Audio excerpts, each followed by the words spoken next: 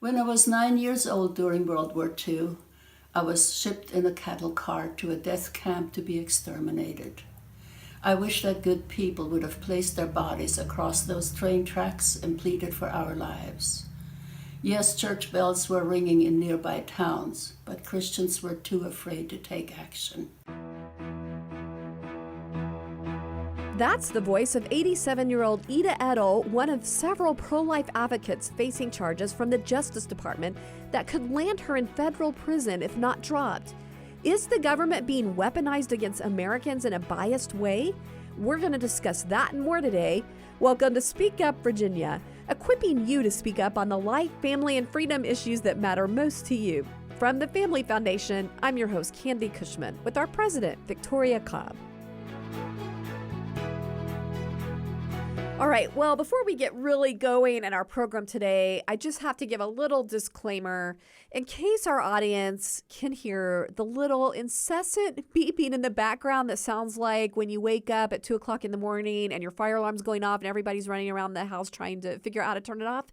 That is what we are experiencing here today at the Family Foundation in our office. So I would just ask you to ignore it like we're trying to do, just in case you're hearing that. So with that said, Victoria, I had one funny thing I wanted to ask you about today, and that is that I noticed on your Facebook page that you have a new teen driver. She recently got her license, and I know this is the first one to set this precedent in your household. So I'd love to hear your thoughts on just kind of the blessings and challenges of having a new teenage driver in the home. Yeah, well, we're pretty excited because with 4 kids, 2 jobs, having one more person to just do the basic transportation around our house is fantastic. And she happens to be a super busy teenager. So I think in particular, even just her handling her own affairs will be helpful. Of course, getting a child to their driver's license can be a little harrowing. She actually is a very good driver, and I feel actually excellent about her being on the road. So I never thought I'd say that, actually. What scares me is I've got one coming behind her who I'm horrified at the thought of ever getting behind a wheel, to be honest with you. But I guess, the challenges are that you lose that precious car time with your kids. When you take your kids to school, you pick your kids up, those conversations are really valuable. And so I'm really just trying to think about how to be intentional about not losing too much of that, because those are some of the most, when kids first come out of school, they tell you about their day. They kind of unload, you get their actual emotional state. By the time you talk to them later, it's not the same. Yeah, she seems like a very thoughtful person. I agree. She'll be an excellent driver. Now, I did hear you mention that she's already starting to daydream about cross-country trips, so that might be one of the challenges. She thinks that she's ready to just, pick up and go, long trips, whatever. We're not on that same page, but we'll get there. Yeah, y'all get on the same wavelength. Yeah. Well, getting into some of our updates today, we have only a few days left to speak up for parental rights in Virginia by providing a public comment in support of Governor Youngkin's revised policies that put parents back in the driver's seat, especially when it comes to how these transgender issues are handled at school. Now, as you can imagine, we have seen everything being unleashed at the governor in opposition and in an effort to pressure him and his staff to back down. However, it has been encouraging to see that he's been standing his ground in different interviews he's been doing. Let's just listen to a clip from one he did recently with CNN. This is not controversial. And I just think the idea that we're going to have policies that exclude parents from their children's lives is something that I have been going to work on since day one. We campaigned on it. We empowered parents to make decisions with regards to masking in Virginia. We've empowered parents to make decisions with regards to curriculum that fits their family's decisions. And we're empowering parents here to be engaged in these most important decisions. Yeah, I actually think the governor did a pretty good job handling these questions that are clearly set up to sort of trap him or make him look bad. But the idea that it's even controversial that you would have parents involved in the lives of their children and that the school shouldn't be the final say on things, I think that's pretty important. So I think we just all need to be ready to comment on those guidelines and be positive about our governor stepping forward in this leadership way. Yeah, remember, he's taking a lot of heat on this, so let's step up. Let's back his stance on parental rights. The deadline to comment is midnight, October 26th. And an easy way to do that is just go to thefamilyfoundation.org, look for that public comment banner. And if you click on that, that just gives you immediate access. You'll see the link to the comments where you can go and put your comment right there at the top of the page, as well as tips on what to say. So please share this with friends before that midnight deadline. We just have a few days on that. Well, to move on to another topic, something that's really been disturbing me lately, we have been seeing, as we briefly mentioned last week, this trend of how you put it, Victoria, basically weaponizing the federal government against people who don't toe the woke line or they dare to have a biblical viewpoint on things like sexuality or the sanctity of life.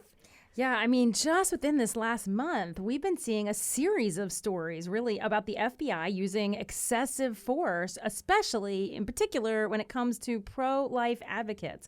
Of course, most of our listeners have probably heard about the well-known pro-life author and father of 7, Mark Houck, who got arrested at gunpoint in front of his wife and kids. Yeah, that was so disturbing, just that they were pounding on the door, demanding to be let in. There was something like 25 FBI agents, there to take this dad into custody. And I saw where I guess his wife was explaining that he was a regular sidewalk counselor at abortion centers in Philadelphia. But apparently there was this incident where an opponent was getting in the face of his 12-year-old son. Sounds like maybe saying some inappropriate things or really crude things. And it looks like he may have tried to shove him away, is what the wife was kind of explaining. So we don't really know all the facts. We're just going on news reports with what happened right now. But regardless, even if you were going to make a technical argument that he violated a politicized law, do you really need an FBI SWAT team to come take care of that? Yeah, I think this is the problem. This is what we're seeing, and I think people are pretty upset. But this is the outcome you get when you allow the laws of our land, our justice system, to actually become politicized and basically politicized according to ideology, that they're acting against a certain ideology. I think people need to wake up and realize that if this were some other issue, so, pick some opposite side of the aisle issue, something that's more of a liberal, bastion thing, like a, gun control rally or climate change. Yeah, or climate change or any of these other kinds of things. I just would be shocked if you would see the FBI getting involved. It would be handled at the local level. It'd be a totally different, that's really how it typically has been and how it should be. And yet, in this case, because it's abortion, it's getting fast-tracked and the FBI is involved at the federal level. I mean, I just have to point out the glaring inconsistency we have here, too, when we have had all these pro-life centers that have been vandalized and, people come against them, and yet that seems to be ho-hum. Nobody's investigating. I don't know, maybe somebody's investigating, but nothing has come of it. And yet they're going back a year or two on instances that have happened outside abortion centers. Yeah, exactly. I think when you have conversations with this about other people, even you can concede that, okay, maybe it's possible people made rash decisions in the moment or there are mistakes made. But I think we can all acknowledge, regardless, that it is clear Attorney General Merrick Garland is using the Justice Department as a tool of the pro-abortion movement. I mean, they are clearly targeting multiple pro-life advocates purposely, while just as you said, everything else is being ignored. I mean, I think we're missing major warning signs also on legitimate terrorists, that try to murder people. We're always seeing these stories on them missing flags. And yet they're, like you said, going back in the past to pick up these pro-life advocates. Yeah, I think the American people want the FBI focused on the things that are most important and people who are actually dangerous. And we want to check on the FBI. Who's holding them accountable? I have seen some letters from some congressmen starting to investigate why are we going after these pro-lifers. So hopefully there'll be sort of this reckoning that balances this back out.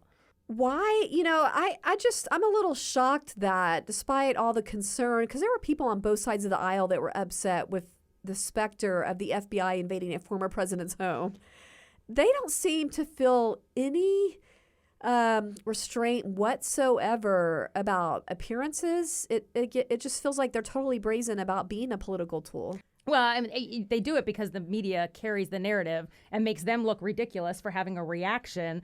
So I heard a news story this morning where President Trump's team basically said the government's been weaponized against us. So they were reacting. And the news made it sound like they go, they made this comment without a source, as if you need like backup to say when the FBI comes at you unannounced to get documents that it's weaponized. Yeah. I mean, it's just, they're always trying to discredit even those of us that find this outrageous. So they give cover, so there's no accountability.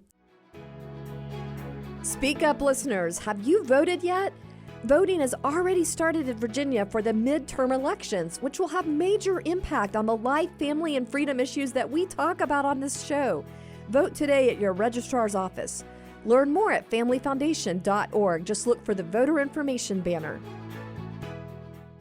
Well, as with so many of these issues, it's easy to assume that these FBI invasions are happening in a far, far away place.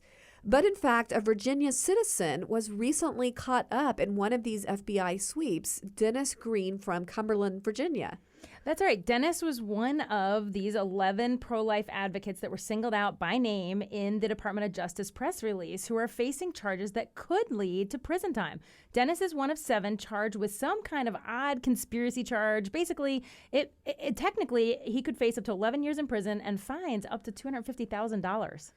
I mean, that is just incredible. Help us understand what kind of justification is being used for these FBI raids, against Mr. Houck, and this kind of exorbitant punishment being, held over people like Dennis Green. And let me just mention, just looking at this case involving Dennis Green and the other people, what it looks like happened is that he and the others went to this abortion center in Tennessee that was part of a larger office building. And some of them, I think maybe Dennis and his kids were outside, but there were others that were lining the hallways leading up to the center's entrance. And they were doing things like singing, praying, reading the Bible, trying to talk to abortion-minded women as they were trying to go into the doors of the center. And they're trying to persuade these women out of ending their child's life. Now, it does look like some of them may have been blocking the entrance inside, which I understand can technically violate a federal law on the books. But seriously, does that mean you should go to prison for more than a decade?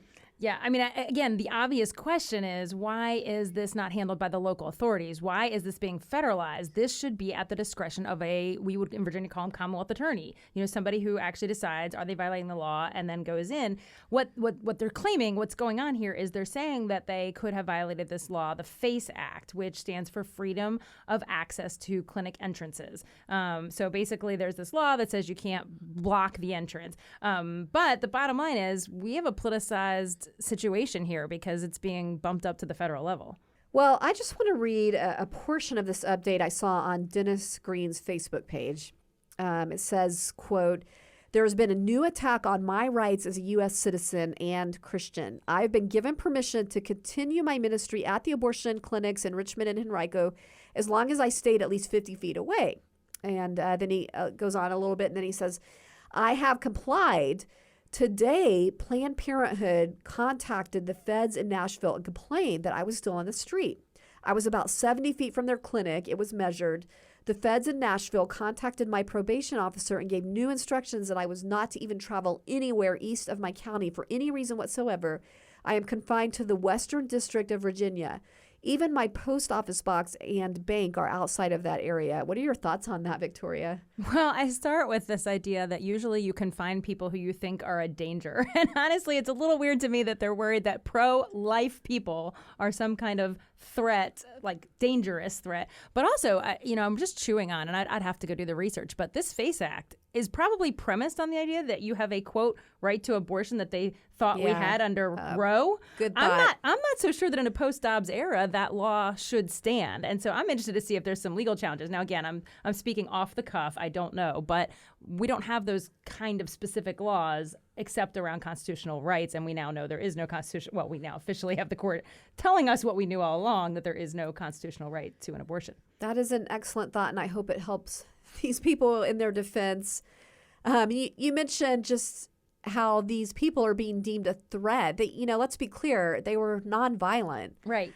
Yeah, and another one of these people that was deemed this big threat was an 87-year-old Holocaust survivor whose voice you heard at the beginning of our program. That's Ida Edel, who has publicly talked about how she was shipped in a cattle car to a death camp at the age of 9 and why Christians need to speak up for the sanctity of life. So, that has a way of putting things in perspective.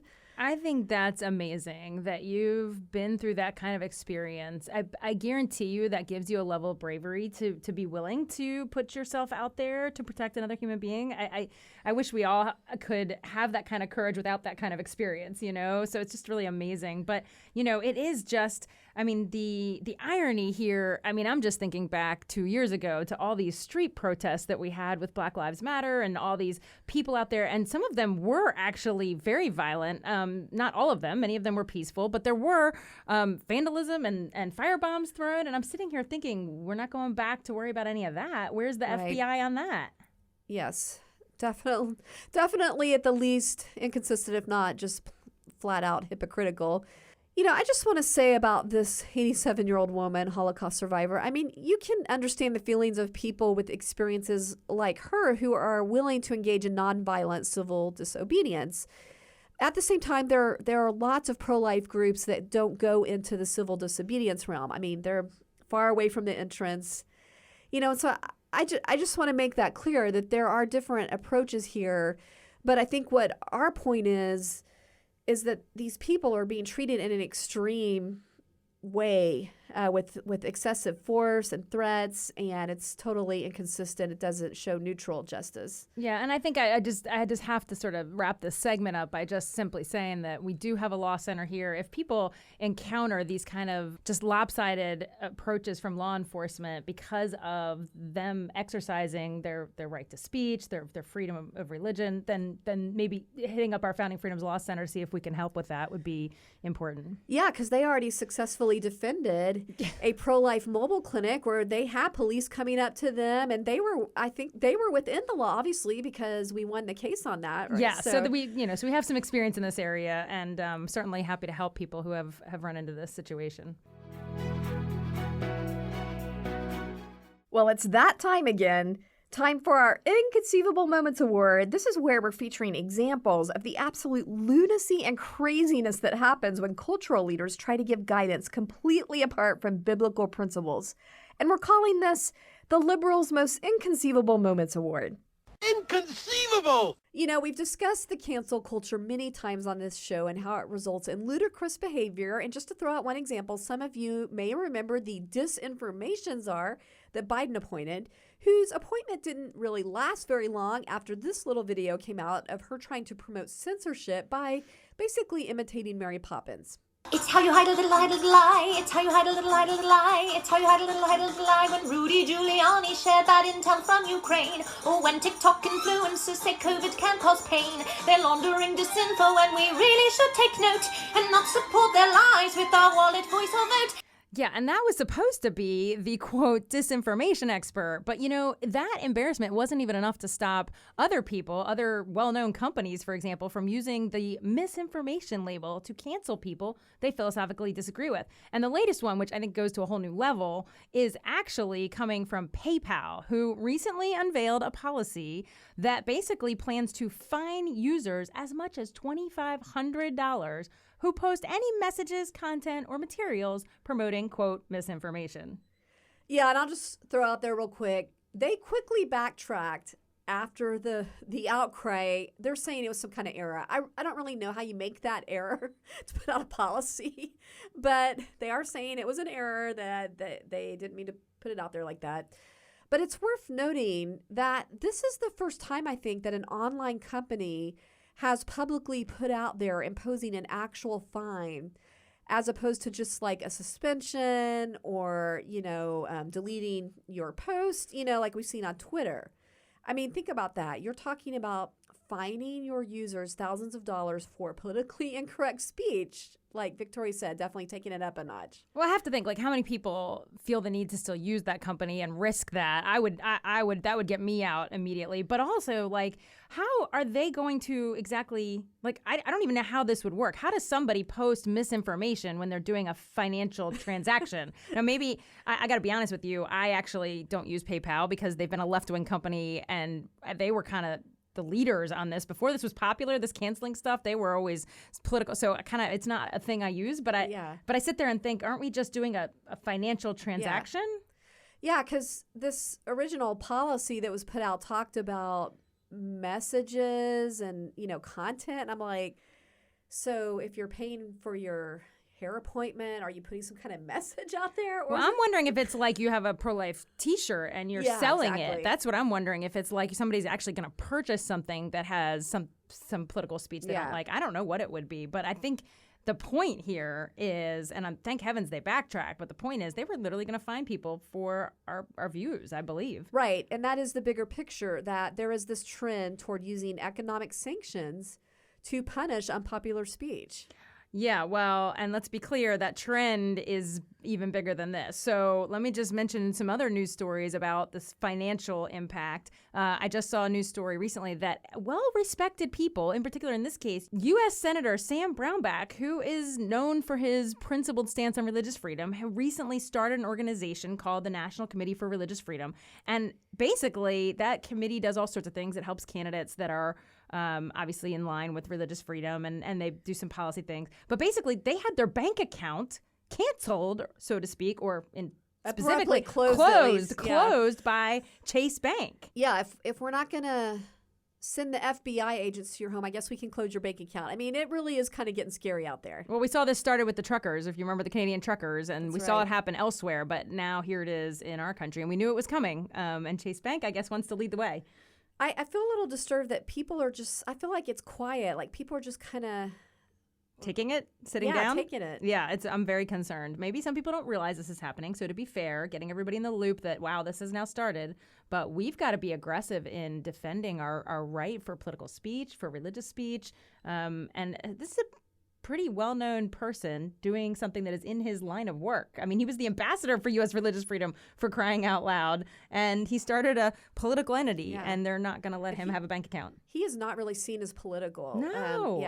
I guess the good news here is that PayPal did back down with the public outcry, so we can protect our freedoms, people, when we speak together, so let's keep up the courage. But in the meantime, today's Inconceivable Award is obviously going to PayPal and Chase Bank.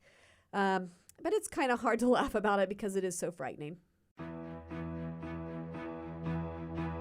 Thanks for joining us for this week's Speak Up Virginia, brought to you by the Family Foundation. Visit us at familyfoundation.org. That's familyfoundation.org. See you next time, and don't forget, we are stronger when we speak together.